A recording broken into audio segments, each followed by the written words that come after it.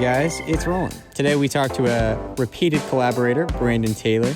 We talked to him about his acting experience, my filming experience, and Phil's car blowing up. It's a good time as we try and talk about what each of ours perfect movie is. Enjoy. Welcome back, everybody. It's Dale's a Crowd. Episode 10, baby! Double digits! The podcast. Phil, what have you been up to, man? What have I been up to? Man, things have been crazy recently, just across the board. If you just, think about it, everything that's been going on right now, my car died. Wow. With all the things that are happening in the world, I was, waiting for, cross the border or this and that. No, my car is just dead. Yeah. Had that thing for 7 years. I hate to tell you this, but I'm so happy it's dead. Oh, I'm not, I'm upset that it's gone, but Yeah. I'm also so happy I finally have an excuse to get a new car. You've had an excuse for years to get rid of that car. That car, the dashboard didn't work. You didn't know how much gas you had in it. At all times. You told me once. No, if it was cold, I could tell. If it was cold, the dashboard worked. How the hell? That doesn't even make sense. What? What do you mean? It's legitimately, I told my dad that, and he was like, what the hell are you talking about? And then I showed him, and he was like, well, all right, just throw that on the list of this doesn't make sense about the car. Yeah. Wow. Yeah. Yeah. That's your second car, right? Yeah, the first one exploded. Okay. Well, exploded's a loose term. Yeah. I mean, that obviously needs context. The car I was think on smoke. That was a good quote. All right. That's a good call. That's what we in the showbiz call a callback. Callback. That's right. Yeah, because we know a lot about showbiz. Show busy.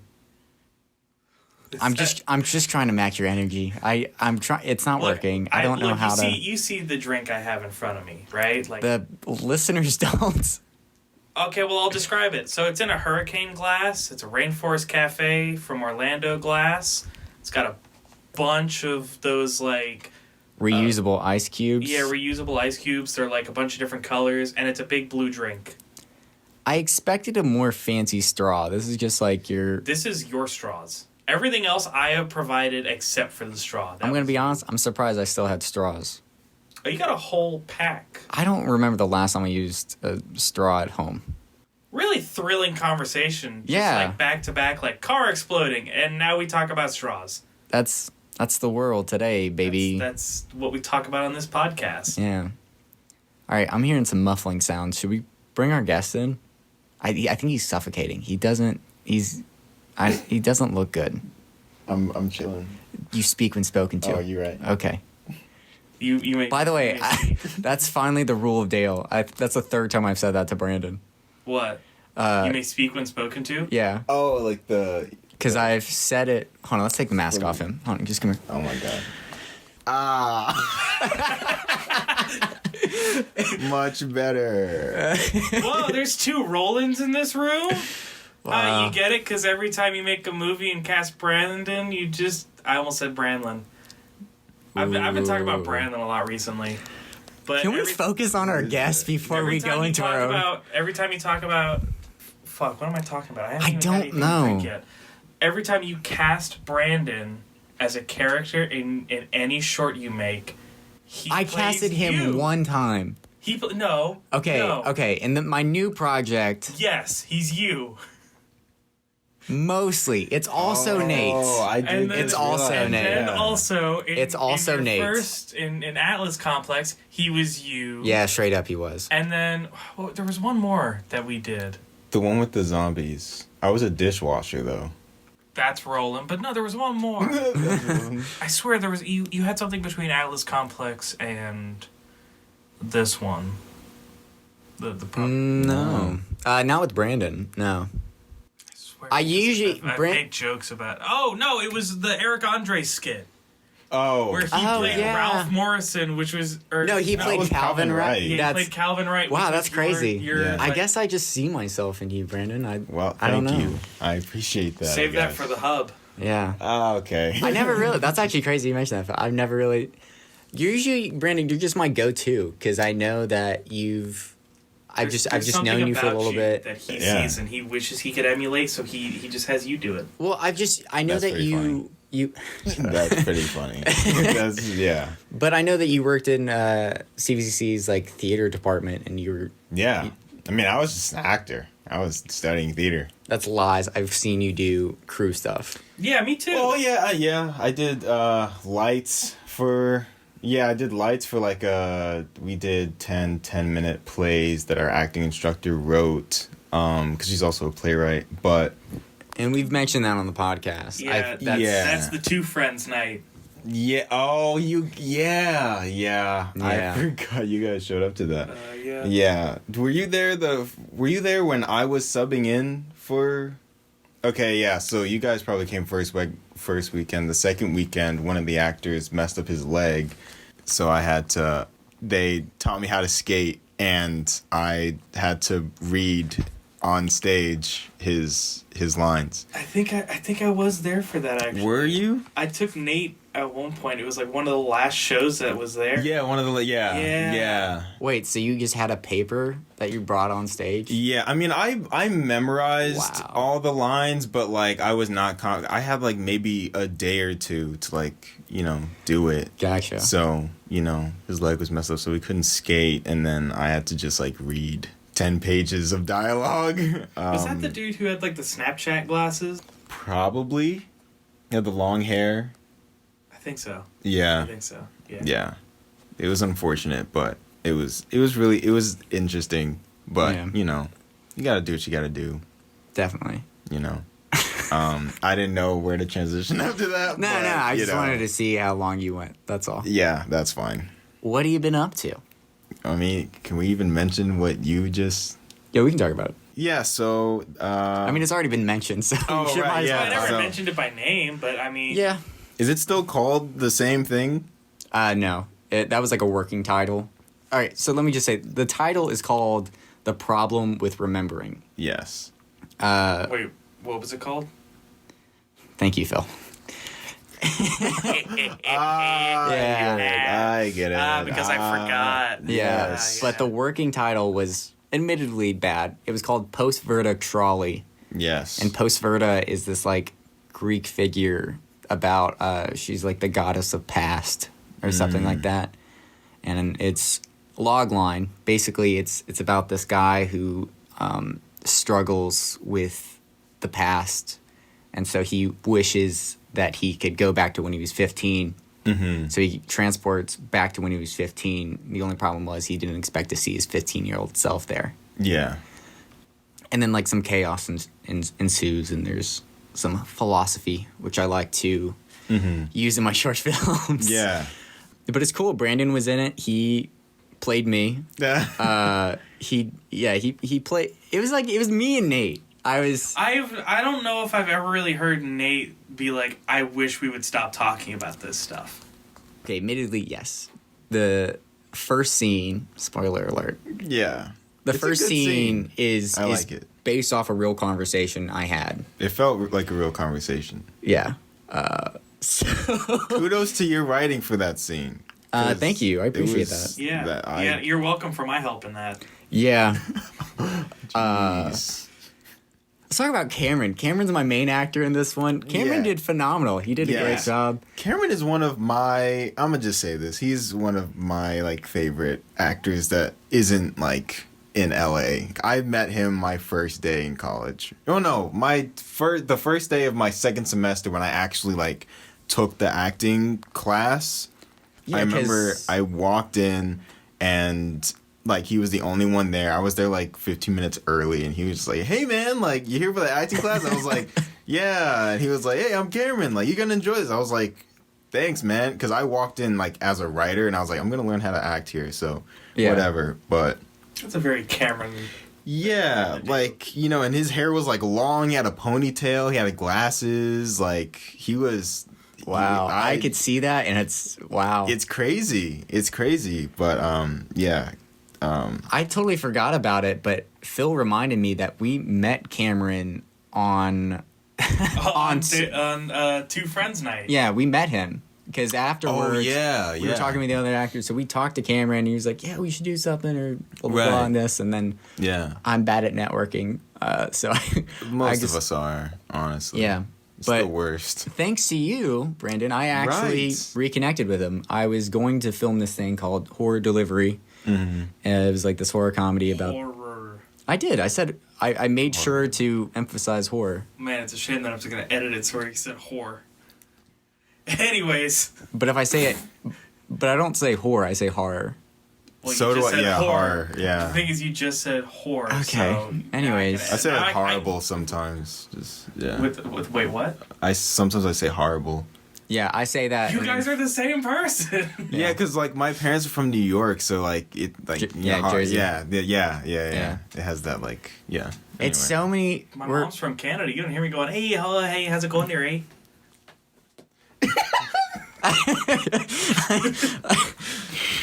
Anyways. Yeah. But I was trying to fill out this role for this like bad guy, and I texted Branden. I was like, "Hey, do you have anybody that would want to do it?" And you specifically said anyone open to playing a demon. Yeah. And like Cameron is a character actor. Yeah. So I was like, this is right up his alley. He's gonna enjoy this and he's gonna kill it. I would have loved to seen him as demon. Did he not? No, it didn't work out. Oh. We filmed a promo for it, and we were trying to get some money because there was certain props and there was certain locations that I already knew that we were gonna need money for. Mm-hmm. So I just scratched it. Yeah. Yeah. Oh man. Yeah. You still got like the script and everything though, right? Oh, I still have the script. I still have some props. Okay. Yeah. It's right there. Wow. And that leg is that like your bin of like scripts? Yeah, we could probably cut this out. Oh no! I mean, yeah. So this is for those who are listening. There's a bin of stacks of paper in like folders and then a bin of props, and then I have some shelves that has like my camera equipment. Yeah. Yeah. I keep a bin of like it's a little office space. Yeah. I keep a bin of like every script that I've ever written or any role that I've like performed in or anything. How many scripts have you written? I write a bunch of stuff, but like only a few of them I've actually produced and got done. So maybe like 3 over the past year that I've actually got done. But like I write a whole bunch more than that. Hey, Branden. Yeah. I hate to say this, but how many? Oh, my bad. I've produced maybe like Dale over the past year. And I mean, I have a bunch of like first drafts of like feature films, short films, plays. Mm-hmm. I have some TV pitches and treatments. So I mean, I've got a bunch of stuff, but have never seen the light of day. Let me ask you this. What do you think your main reason is that like you only keep it as a first draft and you don't do like a second draft, or you don't even like you write something, you finish it, and you're like, okay, we'll put that in a folder somewhere. I feel like they're too big. I have like maybe 10 feature films that I have like first draft as. Jeez. But it's like I do not have the money or like the anything to do any of that. But 10's pretty good. Yeah, like feature 10's a film lot. is like at least 80 pages, right? Yeah. Oh, like it's up there. Yeah. I think my longest one is like 145. Jeez, guy. Yeah, and like my shortest is like 85. So yeah, it's I just have so many ideas, and it's like I watched an interview with Greta Gerwig, and she said like the first draft of Lady Bird was like 300 pages or something. Wow. So I'm just like, I just need to like get it all out. Okay. And then like years down the line, like I can just, trim it and make it better. See, that's what I've been working with Merc work, where it's just been like, it started off as like I wrote like a short, and then I was like, there's more to the story. Yeah. So then it progressed, and then I eventually was like, this whole idea I need to scrap, because I was like, I have more in my head with what I can do with this than what I've written here. Right. This sounds more like a sequel anyways with what I want it to be. Mm-hmm. And so now I've got a 2-part story. Yeah. Wow. Yeah. Yeah, it's there's so many different writers and artists out there that usually say the same thing, which is like, write as much as you can and then give it time. Yeah. And then go back to it. Like Taika Waititi always says, like, you should write it, then like wait a year or two, look at it again, read through the whole thing, say, oh wow, this is shit. Throw the whole thing away, and he'll write it from memory. Yeah. Can you do like it in his voice? You do the impressions. I can't do impressions. I want you to try. I can only do Cork. I can only do That's like... his voice. Yeah, no, it's a more like Kiwi version of it. That sounded mean.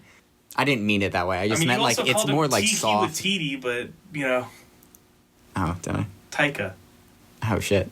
I'm sorry. I apologize. He's not listening to this. I Who really knows? If you are, I love the movie Boy. Please don't hate me. What we did in the shadows. Was the only thing you could think of? Well, I was gonna say what we do in the shadows. Well, yeah, what we do in the shadows. I was thinking like Also, Jojo Boy. Rabbit. That's what I was about to say. Jojo Rabbit or Thor Ragnarok. Dude, Boy is one of his like first movies, and it's phenomenal. Yeah, it's got the kid from Deadpool 2 in it, doesn't it? No, you're thinking of The Hunt for Wilder People. That's what. Yeah. We're just going through this man's catalog right now. That's crazy. I don't even know what we were talking. We were talking about scripts. Didn't he? Speaking of scripts that never should have seen the light of day, didn't he also do Green Lantern? He was in it. Oh. He acted in it. Yeah. And then I think for Free Guy, they even did a promo saying, "Oh yeah, this is Ryan Reynolds and Taika Waititi." Waititi's. I know. I was. I got you. I was hesitant. Thank you. I appreciate that. TW. But they were like, "This is the first time we've worked together, for sure." Yeah. Yeah. So, yeah, just going back to your script. Let's do because I do want to get more into this. You seem like you'd write a lot of like dramas.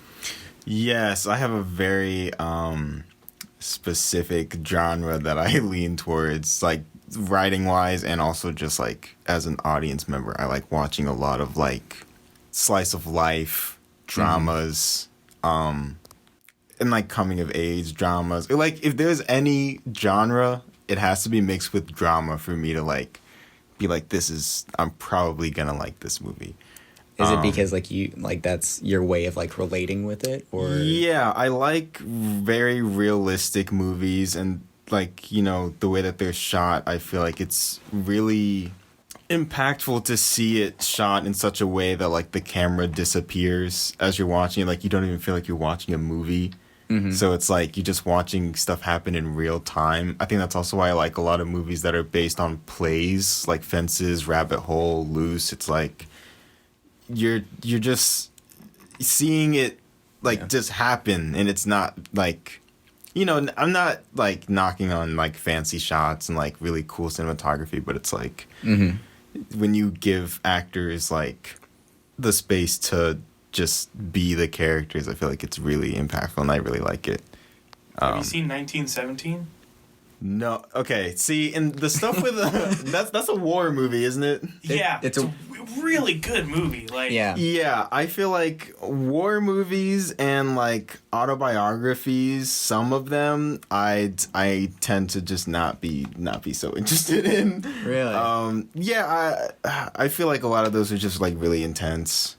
I feel like I don't really have a good reason to not be so interested in them. But like, I mean, it's just, you know, if you don't like it, you don't like it. Yeah. Yeah, I mean, I like The Breakfast Club and like The Notebook, where like it's kind of just like. Correct me if I'm wrong. I remember we were talking one time. Is your favorite movie still The Spectacular Now? That is one of my favorite movies, yes. You said that, and I was like, what the fuck? Just like, what movie is First of all, I don't even know what that movie is. Yeah. And then I like looked it up, and I was like, yeah. Wow. Yeah. I love the you know, the high school coming of age type stuff. That's such a, I mean, you know, I don't know. But I really like. Phil, are you relating with any of this? Because I know you're a big sci-fi guy. Yeah, I was gonna say, Branden and I, while we were filming your thing, we talked about Spider-Man movies. Yeah. And you said Tom Holland was your favorite because of the coming of age story? Yeah, like even just the trailer for that movie when it first came out, like Facts. in that song that I was just like, dude, this is gonna be one of the best coming of age movies that they I was like, this is gonna be great. Dude. Are you wearing a Ramones t-shirt as we're talking about? Oh yeah. Wow. That's insane. That's connectedness. Yeah. Are you the next Spider-Man? Maybe. Are you gonna wear a fake butt too? Oh, I saw that. The Let's Seth be Meyers. honest, it was Toby. I was about to say, like, if you look at the picture of, like, with the gray background and they're all pointing at each other, you can tell it's Toby. Yeah. You can tell. I mean, look, he's 46 years old. Exactly. Like, Yeah. He needs it. No Yeah. offense, but yeah. I'm glad they did that for him. Can you imagine? I think he took it home, like how like some actors will just like take their superhero suit home. I would love to think that. Oh, by the way, speaking of Tobey Maguire, this is kind of unrelated. Did you see that he's cast in a movie called Babylon? What is that movie about? That's a star-studded movie, isn't So- it? Wait, There's so many people in that movie. Is this based off of the show he did? I don't know, 'Cause but it he is a did weird another- connection. He did another show, like he did a show about the spoils of Babylon. The Spoils of Babylon, and it which was you, super star-studded. yeah, you and Nate made me watch that, and it was just like, what the fuck is happening? Dude, the Tim time. Robbins scene where he's making Tobey Maguire read the thing on the pocket watch or whatever. Yeah, and it just keeps and going. It's and like going. a 5-minute scene of him reading this paragraph off this little pocket watch. And then it's just like talking about like what it means to be a man and like love and family and all this stuff. And like he'll stop for a second and look at Tim Robbins, and Tim Robbins just goes, "Well, keep reading." And you're just like, at some point you're just like, when is this gonna end? Yeah. Like it goes to the point where it's like it's funny. It's really funny because like it's still going. Mm-hmm. Okay, now it's not as funny. It's not funny anymore. All right, now it's funny again because it took so long. Yeah. It's so absurd, the whole... Yeah. I hope it is. I don't think it is, though. But it is weird that he's in 2 projects that with both star-studded casts that has Babylon in it. I'm gonna look it up real quick. Okay. You guys vamp. Well, What does that mean? it just means talk. Oh, okay. It's gone. The momentum we had is flew out the window. I forgot where we were. We were before. talking about Spectacular Now. Oh, yes. I also love Shailene Woodley. I had a dream about her last night, actually. Oh, okay. Should I even tell this? Should I tell this? Sure, yeah. Okay, since we're killing time. So, I had a dream that I worked in, like, a grocery store, and one of the managers came to me, and they're like, hey, like, you need to, like, fix up this little shelf. Like, we have family of a famous actor coming in. And I was like, okay, because that happens. So I like jazz up the aisle and I like make it really homey, and then a bunch of like people come in and I'm like, okay, so this must be the family. And then Shailene Woodley walks up. She's like, oh my gosh, like mom and like, you know, her sister, whatever. And one of the managers gives me like a you know those lollipops that are kind of like swirly kind of. Yeah. You mean the like very Like the cliche? kids, yeah, hippie- kid lollipops. Yeah. Yeah. Also, I just wanted to let you guys know that he's only on as an executive producer. He's always he's just producing these days. It's and, ridiculous. I didn't and realize he's in he a was- small supporting role. That being said, Flea from Red Hot Chili Peppers is in it. Apparently, he's cool. He plays Donnie in the Wild Thornberries. What? Oh, You know the he's- kid that goes, Yeah. that's Flea. That's one of my favorite pieces of trivia. I don't know if I talked about this on the podcast, but yeah, I know a guy that worked on Baby Driver, and he was at Crafty, which is like craft service. That's where all the snacks are. And he was just talking. Some weird guy came up to him. They had a nice conversation. He was a very, very cool guy. I think he like dabbed him up like when they left, and he walked away. And some guy was like, "Oh shit, that's cool. You talked to Flea." He was like, "Who? Oh man. Does he have a last name?" He like didn't know that he was the bassist from like Red Hot Chili Peppers or anything. Wow. Yeah, so he's cool. I don't know. Jeez. I mean, I imagine like most celebrities are pretty chill as long as you're not like in their face. Yeah, Yeah, I mean, sure. at the end of the day, they're people. Yeah. But sometimes the reason I say that is just because there's sometimes celebrities. I think I've talked about this before, where whenever an actor goes to a room, you know they're an actor. Like there's just Yeah. this presence. They have like an aura. Yeah, and there is just a way of doing things with when you're interacting with an actor. Like you have to treat them this certain way, and it just depends on like who they are as a person. If they want that standard to be kept, or they go out of their way so that they're like, hey, like we're working on this job together. Yeah. Are we allowed to talk about the Lifetime movie that we worked on? I just had like a small comment about the lead of that. We could say it, we'll bleep it. Or yeah. whatever. Okay, so she was very down to earth and didn't have that like. She had the mindset of like, oh, we're all working on this thing. She's like, very blah, cool. blah. Yeah. Yeah. I ran into her when I was on elevator duty when we were shooting at the hotel, and she would have to go up and down. We had many encounters where she was just like a normal like the way that people describe Jennifer Lawrence is like, oh, like she's so normal. That's how she was to me, I feel like. Yeah. No, she's very much like that's also another thing is like if they buy like the whole crew like food and stuff like that. She did that a couple times. Oh, wow. Is this the same person that when you told me you were working with her, I said you should invite her to the Halloween party?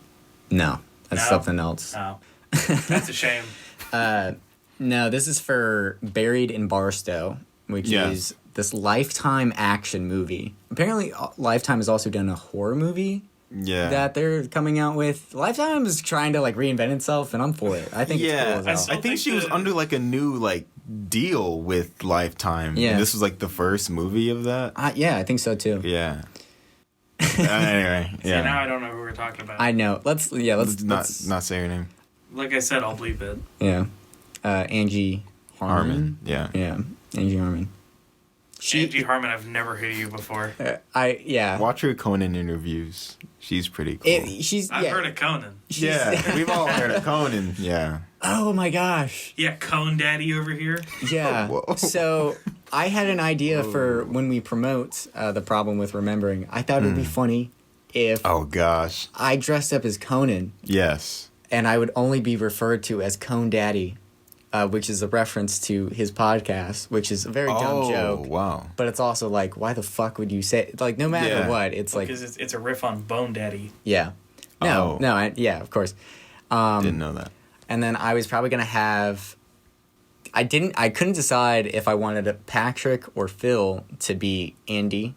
Mm-hmm. So if Patrick was gonna be Andy, I was gonna have Phil as Tom fucking Waits. No, you have to say it right. It's Tom motherfucking Waits.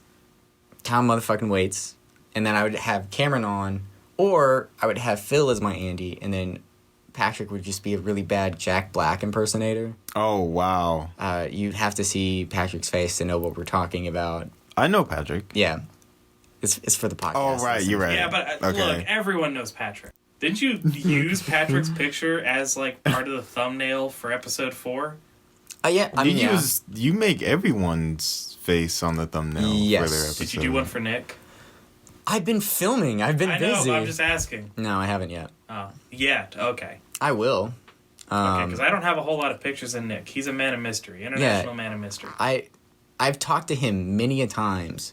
I've still yet to see his face. Yeah, still never like seen a video of him or anything like that. I saw one.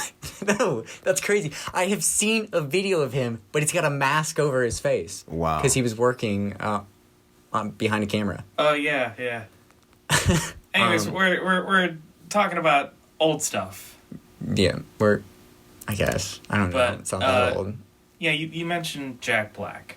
Okay. And I want to bring something up. I kind of want to move into like more like movies we didn't work on, if that's all right. Okay. Yeah. I'm sorry. Yeah. I watched a video the other day talking about how children's movies should not be seen as something that are only for children. Mm-hmm. Because like there's a lot of lessons in it where it's like, yeah, you maybe didn't understand it as a kid, but as an adult, you'll understand it more. Definitely. And they specifically talked about the Kung Fu Panda trilogy. I think you're going to talk about School of Rock. No. Because that's another great thing. Dude, the Kung Fu Panda trilogy is so fucking deep. Yeah. Mm-hmm. Like, it's all about, like, you know, if you think about it, all these like, children's movie heroes are always, like, they're like, I want to be the hero. I want to be the fastest race car snail. If you're talking about Turbo or something like that. Yeah. Like I something forgot about like, that movie. Yeah. Like There's a Netflix show for it too. Oh my gosh! yeah, Of course there terrible. is. I'm sure it is. But it's like everything about it is like they dream this dream, and then they get that chance and they actively go and do it. Mm-hmm. Kung Fu Panda is not like that. Yeah. The entire movie, nobody believes in Po, including Po. Facts. Because the whole time he's like, I'm not good at this. Like I'm not fit for this. Look at me, and then it'll like poke his stomach and it'll ripple. Yeah. Yeah. And then it's like even when there's that big hero, like the hero versus villain fight at the end of the movie, it's not even like he's not really even using kung fu. It's just he's using all the stuff he already knew. Exactly. Like just being a big bowl of jelly or the firework chair or the whooshy finger hold. Yeah. Yeah. Like he wasn't pretending to be the hero; he was being himself. Yeah, he with finally, the knowledge. It wasn't him learning to be the hero. It was him learning to be the him he wants to be. Yeah. And that's a powerful message right there. Yeah, actually, yeah. Each one, the second one was talking about like memories, and you can either be spiteful of it or you can either keep fighting with yourself and have this hatred boil inside of you, or you can let it flow and you can like unleash your true inner self. Does this hit your criteria, Branden? Yeah, I mean, I remember as a kid watching that scene where he got to the scroll and he opened it and it was just like blank gold and it was just him and he was like, what is this? It's just like, yo, you were the hero all along. I was like, yo, yeah, that's crazy. But do you remember how he learned that the hero was him all along? Because he just looked back and saw that he was literally doing... Because he was talking to his dad and his dad was like, do you know what's in the secret ingredient noodle soup? Yeah. Nothing. It's just regular noodles. Exactly. Yeah. The magic's in your heart. Yeah. It's whatever you... It's all about perception. Yeah, the secret ingredient is whatever you want to believe it is. Exactly. Yeah. That speaks volumes. Like, I know we're like... But that straight up speaks volumes. Yeah. I also just want to talk about, like, the incredible voice cast of that, by the way. Oh my gosh. Yeah. Like Ian McShane as Tai Lung. Mm-hmm. Gary Oldman as Shen, the peacock from Kung Fu Panda 2. No, Dustin Hoffman plays... Shifu. Yeah, but you said the peacock. Yeah, Shen, the peacock. He also plays the peacock? Gary Oldman.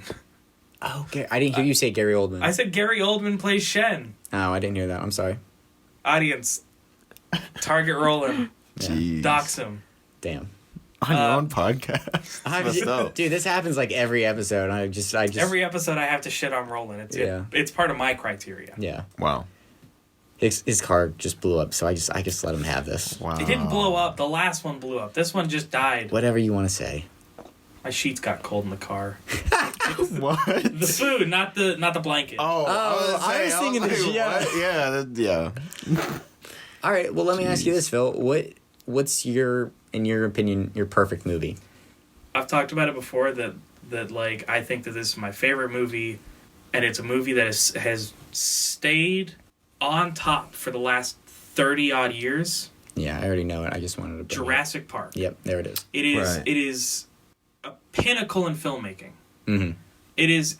First of all, it's a movie based off a book that did it well.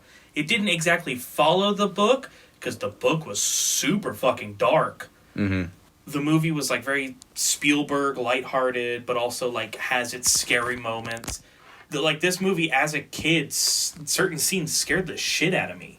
Mm. Yeah. Like the fucking Dilophosaurus, the and then like its neck popped out. Yeah, that haunted me for... That scared me. The T-Rex eating the guy in the bathroom. That freaked me out for so long. I'll be honest, that's part of the reason I can't use public bathrooms. I feel that. Really? Man. Yeah. I mean, as a kid, not anymore. Oh, okay. I know now that a T-Rex isn't going to eat me. Although I think we talked about it last episode. I keep having dreams that the T-Rex keeps coming to get me. Yeah. Mm-hmm. But we're making through it. We're having unprofessional therapy. Yeah. Yeah. Unprofessional therapy. Yeah, that's what I call my bartending skills. That was a little dark. Okay. But, back to Jurassic Park. Like, that was one of the first big uses of CGI mixed with animatronics. Yeah. And that was a whole big thing with when Jurassic World came out and they only used CGI for most of the movie. Mm. Everyone was like, yo, what the fuck? Like, that's not what this series is about. Like, it needs to feel more lifelike. That's why when the second Jurassic World came out, and they had, I think they said they used about 60-40, where it was like a lot of the close-up scenes they used animatronics and stuff like that. Oh, I didn't know that. Wow. Yeah, I mean, technology has gotten to a point where you can't tell anymore. Yeah. But, like, back then, like, watching the behind-the-scenes videos of, like, the T-Rex scene when they're in the rain and everything, and, like, the T-Rex stops every 30 seconds and shudders because it's not waterproof. Or, just things like that. Like, that's so awesome to me. Yeah. And just, it's a story that stood up. It's like, every pop culture everything that has to have a pop culture reference will reference Jurassic Park at some point. Yeah. Whether it's like something's jiggling the door handle and then you see it go up to like the porthole or whatever, and something blows steam on it, or they're chasing it and it says things in the mirror will not be as big as they appear or whatever. Oh yeah. Like Toy Story 2 did that one. Nice. Just, it's a like I said, one of the biggest films of all time. Yeah. Branden, let me ask you this before we go into your perfect movie. Okay. What would you use to, like, what do you think a perfect movie needs? Like, what do you think the rules are? Like, do you think it needs, like, directing, casting? Does it need to have the 3-act structure? I think that it all starts with the writing, and I think that there has to be something that the audience can take away from and think about. Okay. Mixing that with, like, if it's a realistic movie, there's human characters, and you can, like, learn from whatever situation they were in or whatever lesson they learned. And sometimes it's not even that they have, like, a perfect, like, happy ending. Sometimes it's, like, kind of like a bittersweet, more realistic ending. And I think that leaves a lot of room for people to be like, oh man, like, I could prevent that in my life. Or, like, sometimes that's how it is and I should accept that sometimes that's the way life goes. So I would say the writing and the kind of like the emotional takeaway that I love that, an audience can get. What you said about the ending, though, because I fully respect that, because it's hard to have, like, that really good happy ending that hits if you don't have, like, a sad ending every once in a while. Yeah Like Infinity War.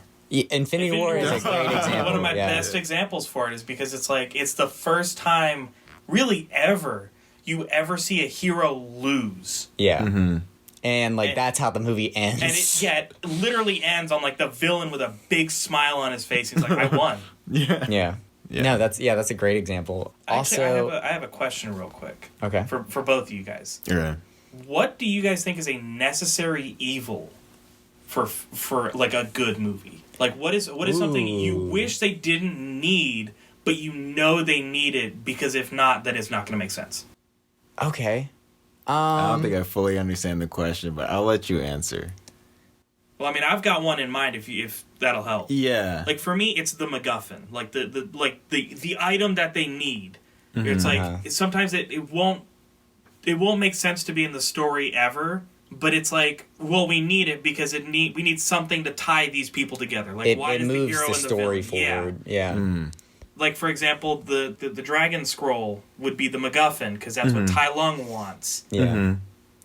So, like, it shouldn't need that, and I feel like MacGuffin is such a, like, negative term now because of it.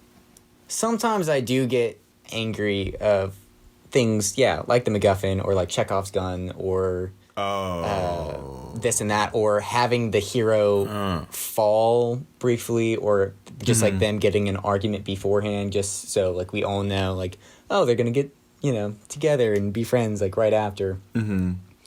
But I do understand that it just kind of goes back to the whole saying of, if you're writing a story and you're including something, what does that do for the story?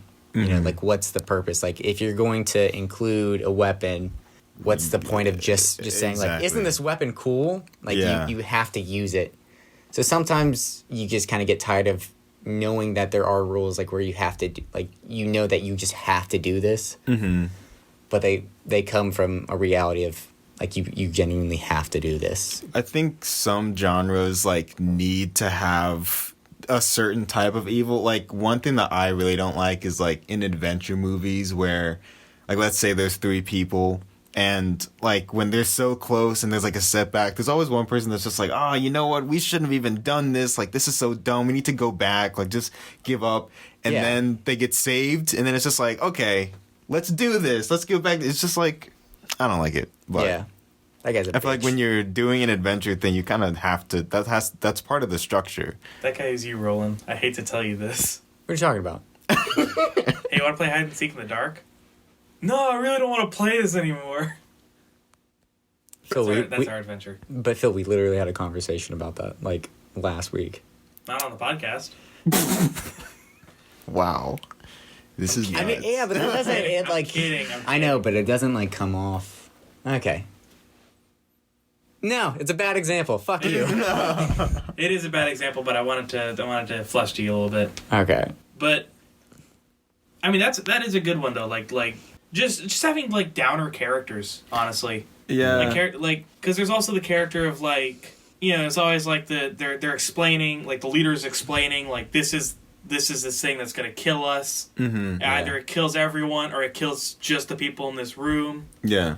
You don't have to come with me, but if you are, da-da-da-da, and then everyone's like, I'm in, me too, da-da-da, and then there's the one, like, quiet, like, muscle dude in the back, and he's like, well, we're all gonna die anyways. Yeah. That line, just that line pisses me off, because it's like, come on, just at one point, going back to Kung Fu Panda, fucking Tigress, first movie, she hated Poe, she wanted him dead. Not really, but, like, she didn't want him there. Yeah. And literally, to his face, called him a disgrace to Kung Fu. Yeah. And in the next movie, they're having, like, so many emotional connections. Yeah. Literally, she becomes his, like, best friend. Right. I thought you were going to talk about Guardians of the Galaxy, because James Gunn kind of did kind of a decent, like... So you're telling me James Gunn stole that from Kung Fu Panda? Yes, that's exactly what I'm saying. No, because there's that whole, like, that thing, like, where they're all, like, that cliche, like, standing up, and then Rocket's like, well, we're all gonna die anyways. Yeah. But he, like, straight... No, it's still shitty. No, Rocket Raccoon, and that was, like, it wasn't the best. Peter Quill had a good reaction. Rocket's like, why would you want to save the galaxy anyways? Because I live in it! Yeah. Mm-hmm. Yeah, that is annoying. That's a really big trope in horror movies. You know, there's like the archetypes, and one of them is, I call him the jerk, because he just literally goes against everything that's said. Mm-hmm. Oh, you want to go in a running car? No way. Yeah. You can't trust those things. Do you know how many people die in a car every year? No way. I'm going to take with the slasher. That just provide... Oh, wait, I guess Tucker and Dale versus Evil did that. Fantastic movie. I was going to say, I would love to see movie. a horror movie where it's like this serial killer who never actually kills anybody. Yeah. Because it's just the people running away and making bad decisions, and then they kill themselves, like, you know, driving the car into a tree or something. Yeah. That's a great movie if you want to talk about a key message about judgment. Yeah. Like, also, 100%. if you want to watch a movie involving the name Dale. Yeah. That's one of the main characters, and it's a good Alan Tudyk movie. I was going to say, Alan Tudyk is always a classic. He's incredible. Never disappoints. Never. I haven't seen that new show he's in, but... what is it? He's like Resident Alien? Yeah, or he's an alien doctor. It seems he's good. He's a cowboy. Branden, do you have any idea what we're talking about? No. No? Okay. But you know it's who okay. Alan Tudyk is, right? No. He plays the chicken in Moana. That I is surprisingly one of the worst haven't examples even seen Moana. Really? Really? Dude, wow. It's a classic. But I love Arlie Carvalho. She's great. I saw her in a show after You she lost did us. Yeah, it's a show about. Does she play Moana? Yes. Yeah. Okay. Yeah. Context clues. Yeah. All right. Yeah. See, yeah. I love Tamara Morrison. He plays Moana's dad. Oh. You know, I just found this out today. He's in From Dusk Till Dawn, Dale. He's in a lot of shit. He's a Star Wars guy. Well, he plays like Boba Fett and Jango Fett and all the clones. Oh, okay. He's also Aquaman's dad.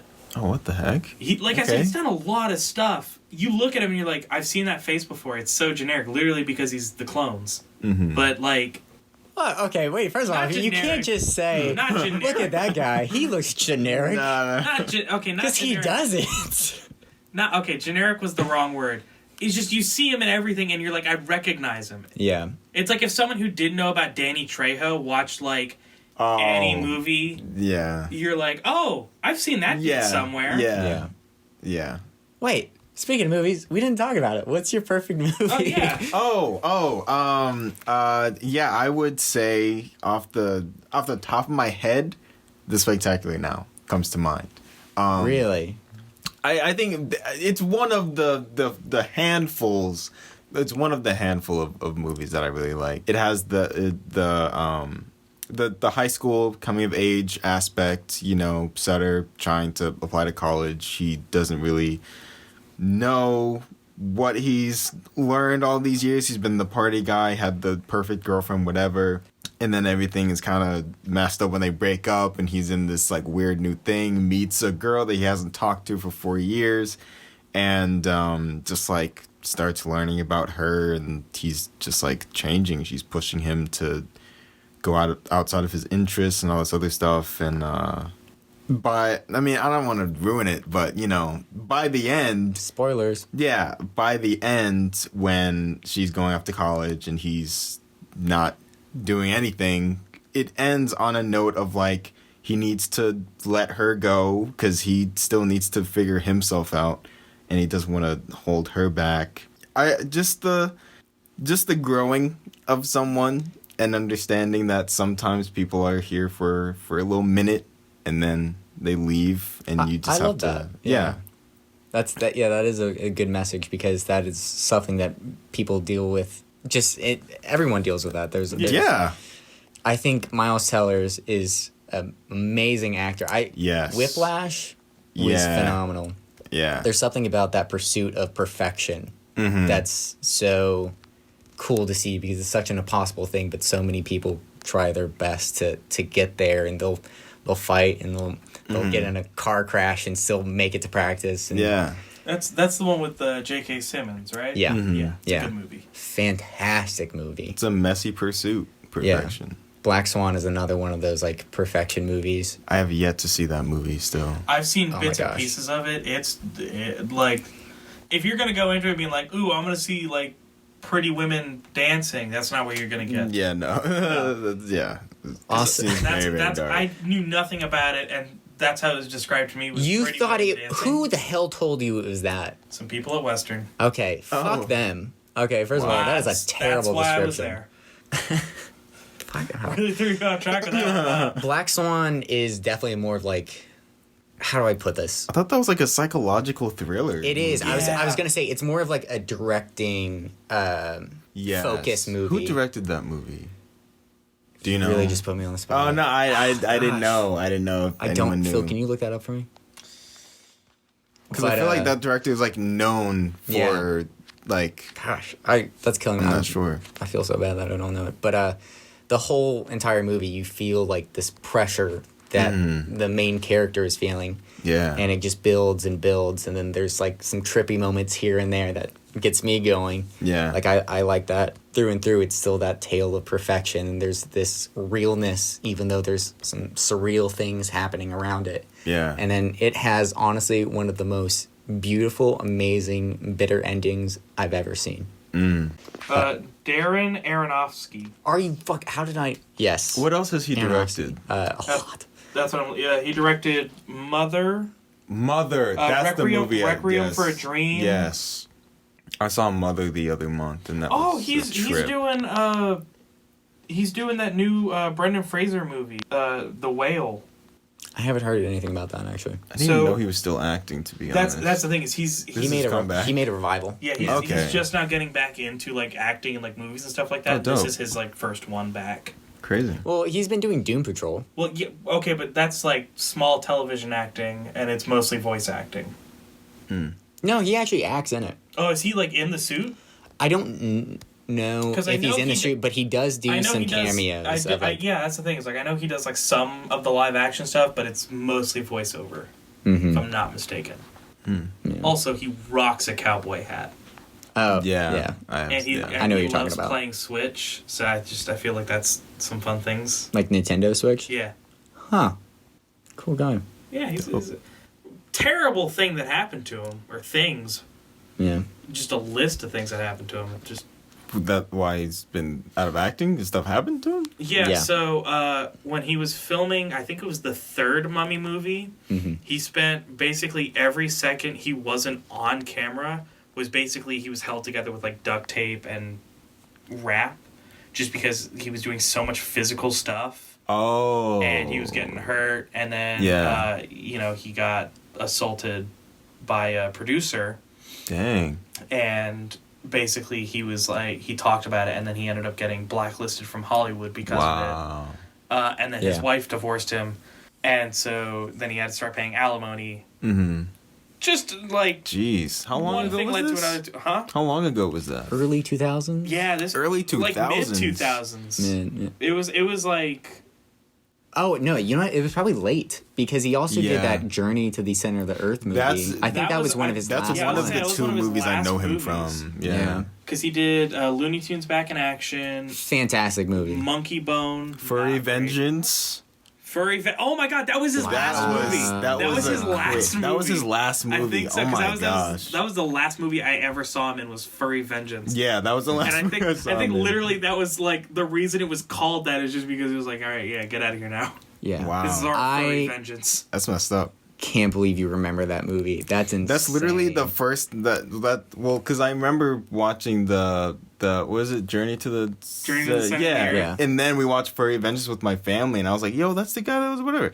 And then I never saw him again. So Also, I Monkey think Bone. I'm gonna get Nobody a ever talks about that text. movie. That's insane that you I'm said gonna that. I'm gonna get a text from Nick when he listens to this, and he's gonna say, "Yo, we used to talk about Furry Vengeance all the time.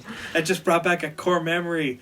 And then he's gonna text me and say, "I just heard that part." You and Nick watched the craziest, most like underground things I've ever heard. of. Dougal was not underground.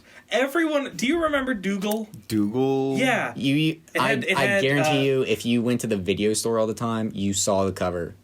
Maybe. It's got Tons that of like times. dog, but like it has like a human face kind of. It's like that weird animated Kind of. movie. It's got Jimmy Fallon, Whoopi Goldberg, Dougal. yeah, Ian McKellen, Whoa. Gary Oldman, I think. Yes. Yeah, see, I just- Oh my everyone, gosh. everyone remembers Yeah, this movie. I've never seen it though, but I have. Yeah, I do remember. I saw it so many times. First of all, maybe I have seen it. Whoa. fun fact about that: that's the Dougal is the American version. Of course. Of course. It's actually called, I think it's the Magic Roundabout That's okay. or something like that. It would I be know. Americanized to Dougal. That makes so much sense. Because it's like it's the main character, Yeah. and it's like it's a snappy name. Mm-hmm. The Also, Magic it gets your Roundabout- attention. Yeah, the Magic Roundabout, and it's just the same movie. Like you're like, what is the Magic Roundabout? First of all, if you're American, you don't even know it as the roundabout. You know it as the merry-go-round. Oh, I didn't even think about that. Okay, yeah, Yeah, roundabout in America is like it's like a circle that you drive around. yeah. But it's just, and like the plot makes no sense. Like, dog loves candy, and it all starts because he lays nails down in the street to pop the tires of the candy cart, so he can manipulate the candy cart driver into like getting him free candy. Okay. And then there's like these Dougal is toxic. And then there's these like spring people that are wizards, but like they're 50% spring and 50% the characters from Sorry. Like the board game. Yeah, I'm familiar. What in the world? Look at a picture of I feel like like as you're explaining it, I'm remembering the visuals that I saw, but I don't remember the movie though. And then there was a moose that like was touched by the bad guy on the nose, and because the bad guy has like frost powers, it turned the moose blue, and then it gave it the voice of Kevin Smith. What in the world? I don't know. And then Wow. Dame Judi Dench narrates it. Nothing about this movie makes sense. And then... I can't believe they made the Canadian the moose. That's crazy. It makes perfect sense to me. Honestly. But they... while we were waiting for you to show up for the Zoom call for Nick's episode, Nick and I were going through, and I found this thing. And you know how I love Ben 10. You know how I know, like, everything about Ben 10. Yeah. You went through a big phase. I think we talked about Not even a phase. I still remember everything about Ben 10. I remember when you were purging through, like, the Ben 10, like, Wikipedia. Okay, yeah. But I found a Dougal thing where it was a Dougal meets Ben 10. Hate What it. in the world? And I was like, all right, I gotta read this. And like It was a story? it was like someone's fan fiction. No. Oh, wow. And No. I read it, and I was reading it out loud to Nick, and I just go, this is just the script from Dougal. Nothing has been changed. There's absolutely nothing that's been changed. But in the summary, it says, Ben joins the bad guys and thinks... Like, I was like, this is so confusing. Nothing... Like, the person... Did he join the bad guys? I don't know. It's not in the script. Ben 10 is nowhere in the script for this fan. You got swindled then. Damn. I was so upset. I was That's- like, I they just read made the you first read that 15 minutes of entire Dougal. script. That's it. That's all that's in it is the first 15 minutes of Dougal. Oh, and then it just ends? It's just Wow. over. Wow. Let's be honest. Did you guys read fan fiction in high school? Yes. No. I actually... Lies. I don't believe you, Brandon. I read a... Not. No. to bring it back to Pirates of the Caribbean from last episode, Son of a dick. I read a fan fiction when, like, the 4th movie came out. Mm-hmm. And the whole fan fiction was about, like, this girl finds out she's Jack Sparrow's daughter and everything. Of course. And she's got this, like, this ruby that leads you to treasure. Yeah. Literally part of the plot of the 5th movie, spoilers, like, the main girl is Captain Barbossa's daughter, and she has a magical ruby that leads them to the biggest treasure of all time. I would love to know how that fanfiction writer was feeling. I was like, yo, that's wild. Did he get this somehow? Like, I want to know all the details of how this happened. Yeah. For anybody that knew me, I was really into Batman and the Bat family, which is like all the Robins and like their... Were... I mean, I am still, but like not as big as I was back then. And Batman comics can be really depressing, so sometimes it's nice to like see them be like brothers and do like brothers. Like they'll be like, oh yeah, what's it called when they're like investigating the city? Let's go on patrol. They're like, let's go on patrol together, little bro. Little bat. Yeah. You know, like that's their like cute little nicknames for each other. Yeah. And then cute little moments. And I'm like, this fan fiction is so adorable. And then the fan fiction would get even darker than the actual comics. Wow. And talked about how Jason Todd, when he was Robin, saw all of his best friends die. They took a Justice League level mission and they thought like, oh yeah, we're the Teen Titans, we're Young Justice, or fucking whatever they said. Let's do it. And he saw all of his friends died. Shit was dark, yo. Hated it. I read a fan fiction where Deadpool had to go kill Big Hero 6. I read it. Oh. It was so bad. Yeah. What? I got Why? really into like Marvel x Disney stuff. Like there was one where it was Ghost Rider and Frozen. Wow. What? But it was Why? It was written in second person. Huh. Okay. And it was like you the reader are the Ghost Rider and you're friends with Anna and Elsa. That's And I was like awesome. And it takes Fire place, and ice, baby. and it takes place like in the 2000s. Okay. Did anybody else read that fan fiction where Deadpool and Psylocke had a kid and No. literally they would fight all these villains and every time like Psylocke would be like, I'm pregnant and it's Deadpool's, and they would be like, why would you do that to the world? And I think I'm pretty sure one of the villains killed themselves.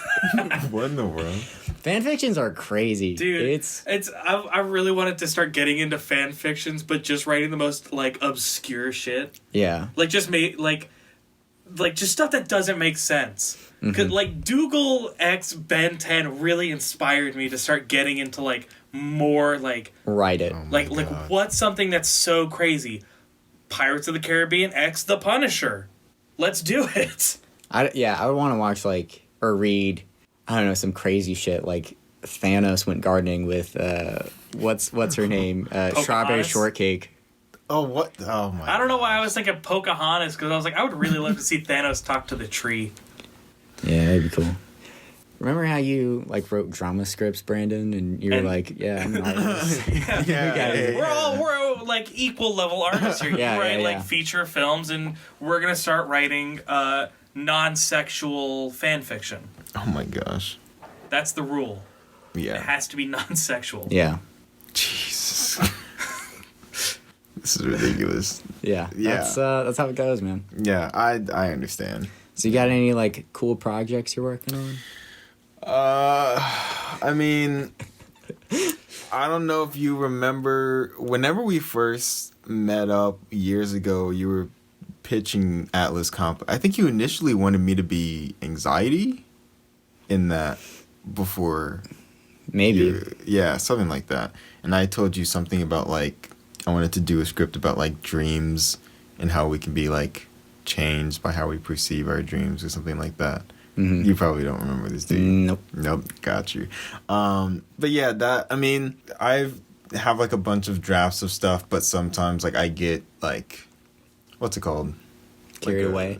No, like a spark of like Inspiration. I need inspiration. Yeah, I need to like go back. I need to go back to that, you know. And I randomly started thinking about that draft that I wrote like maybe last year, and I'm trying to like rework that. But I mean, I don't know when I'm gonna shoot anything, but you know, I don't know. But that's what I'm trying to redo so that it is more cohesive. Because that was another thing that I just like wrote for a few hours, and I was like, all right, we got like 15 pages here. I'm gonna put this to bed and just like pick up whenever I have some inspiration to get back to it. So I haven't really been writing because I've been trying to act more, but like You're not gonna write like you should write some fan fiction. I think we should really get in on this. We could monopolize the fan fiction community. Branden, I already know your topic. what? Pop-Tart smut. Oh, that is too much. That's Yeah, just too much. Before this episode ends, I really want to get it. What's the Pop-Tart thing?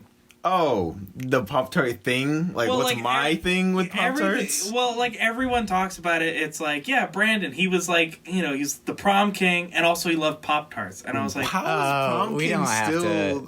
How is that still part? Anyway, but yeah, Pop-Tarts. When I was like a kid, like kindergarten, my dad would like take me and my brother downstairs every Saturday morning, and we would eat Pop-Tarts and watch like the Winnie the Pooh morning cartoons. And yeah. How old are you? What the fuck? What do you mean the Winnie the Pooh Saturday cartoon? Oh, and we were like, this this is like a parallel universe. Yeah, I was like that. like kindergarten. was This not is, airing. this was like the 2005 era, probably around there, 2004, 2005. Yeah. And like I was just obsessed with Pop-Tarts, so I just Yeah. you know, just kept eating them, and I was like, yo, I have like an opinion about these. Yeah. They started making like soda flavors around like 2016, so we were like juniors in high school, and then I like recorded myself trying the soda one, and I was like, that was fun. And then anytime they had a new flavor, I would just record myself. Yeah. And then I started making my YouTube channel when I started college, and then You stay pretty consistent. Like every time there's a new thing, like I Yeah. see a review from you. yeah. I miss those what are those? Those mukbangs? Oh, Mukbang? yeah, I don't do those anymore. Those. Yeah, those are really hectic and awkward, and I got, honestly, I checked a few months ago, and I realized that like most of the, I mean, not that I care about views, because I'm not getting like, you know, monetized from anything, but like most of my views come from Pop-Tart reviews, so I'm just like, Yeah. why? Like I just like don't even do like the vlogs, the mukbangs or anything. Just stick to Pop-Tarts. But yeah, unfortunately, yes, the video that we had done is down. Well, it's privated. Oh wait, is it? I'm gonna be honest. I mean, like I haven't religiously looked through your YouTube. It's fine. Wait, seriously, you took down the video? I took down every video that's not Pop-Tart related. That's such bullshit. Roland, didn't we make? You sent me a mukbang, whatever it's called? How are you gonna say that? Didn't we do that in retaliation to the fact that you didn't get invited to one, and it was in a Chick-fil-A parking lot, so we went to Bojangles? You absolutely did. Oh, that's funny. I forgot about that. It's on the channel. It's on the Philly Flannel channel.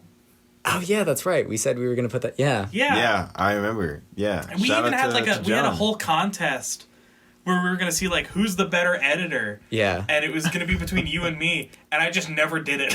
Yeah, I think I asked about you like a week later. I was like, mine's ready to go. Phil, are you ready? He was like, oh. I was like, I edited like one little clip that made me laugh so hard I didn't want to work on the rest of it. Yeah, he was like, let me show you this one clip. Yeah. It was a funny clip though. Yeah, it was like basically like it made it seem like I was saying something else, and he was like, I don't need to do anything else. No. What it was I was like, can I get it in size 72 font? Rolan is gay. And like every time I changed it, it would be like a new like filter over it, and like the camera. Listen to what you're saying, Phil. What are we talking about?